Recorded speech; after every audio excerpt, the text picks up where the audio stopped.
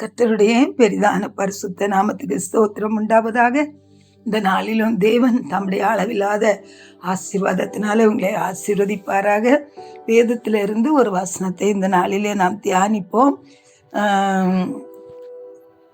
லூக்கா எழுதின சுவிசேஷம் 5வது அதிகாரம் 4வது வசனம்.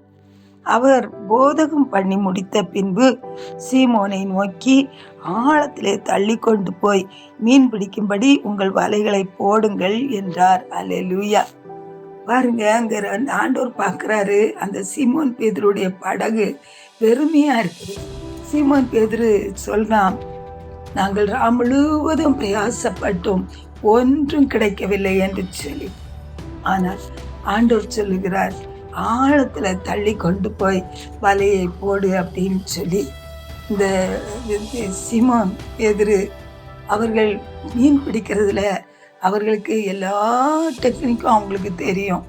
எங்க வலை போட்டா எங்க மீன் கிடைக்கும், என்ன கிடைக்கும், எல்லாம் தெரியும். ஆனாலும் அவங்க சுயமா அந்த காரியங்களை அவங்க செய்த போது அவங்க பிரயாசம் ஒன்றுமில்லாமல் போனது.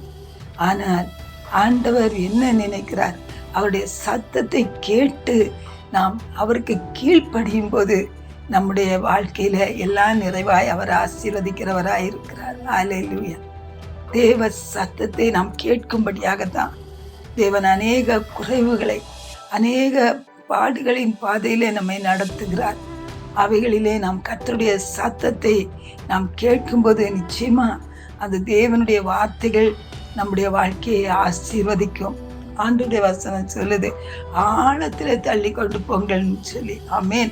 இந்த நாட்கள்ல ஒரு விசுவாசத்தின் ஆழத்துக்குள்ள, துதியின் ஆழத்துக்குள்ள, தேவ வாக்குத்தத்தத்தின் ஆழத்துக்குள்ள, இப்படி நாம் அந்த ஆழத்துக்குள்ள கடந்து போகும்போது, அபிஷேகத்தின் ஆழத்துக்குள்ள கடந்து போகும்போது அங்கே தேவன் நம்மை ஆசீர்வதிக்கிறவராயிருக்கிறார்.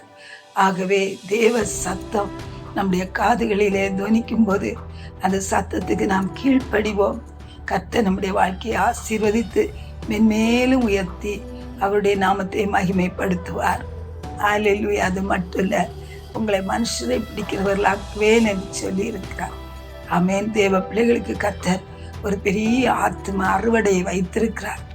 அநேக ஆத்துமக்களை கொள்ளை பொருளாக கர்த்தருக்கென்று, அவருடைய ராஜ்யத்துக்கென்று, அவருடைய வருகைக்கென்று ஆயத்தம் பண்ணும்படியா கர்த்தர் நம்முடைய வாழ்க்கையில அற்புதங்களை செய்து நம்மை நிரம்பி வழிய பண்ணுகிறவராக இருக்கிறார். பரலோக தகப்பனே, இந்த நாளிலும் யார் யாரெல்லாம் அப்பா முழுவதும் பிரயாசப்பட்டோம் ஒன்றும் அகப்படவில்லை என்று சொல்லி யார் யாரெல்லாம் ஆண்டவரை பரிதபித்து கொண்டு இருக்கிறார்களோ அப்பா, எந்த காரியத்தை எடுத்தாலும் எதையுமே செய்ய முடியவில்லையே, ஒன்று வாய்க்காமல் போகிறதே என்று சொல்லி கலங்கி நிற்கிற உங்களுடைய பிள்ளைகளை ஒரு விஷயம் கண்ணோக்கி பாருங்கப்பா. அவர்களோடு கூட பேசுங்க. உங்க சத்தம் தொனிக்கட்டும். அவர்கள் என்ன செய்ய சித்தமாய் இருக்கிறீரோ அதை அவர்களுக்கு வெளிப்படுத்தி ஆண்டவரை அவர்களை ஆசீர்வதித்து அநேகருக்கு ஆசீர்வாதமாய் சாட்சியாய் நிறுத்துங்க. உங்க கரத்துல முழுவதுமாய் ஒப்பு கொடுத்து ஜெபிக்கிறோம். இயேசுவின் நாமத்தில் ஜெபம் கேளும் பிதாவே. ஆமென்.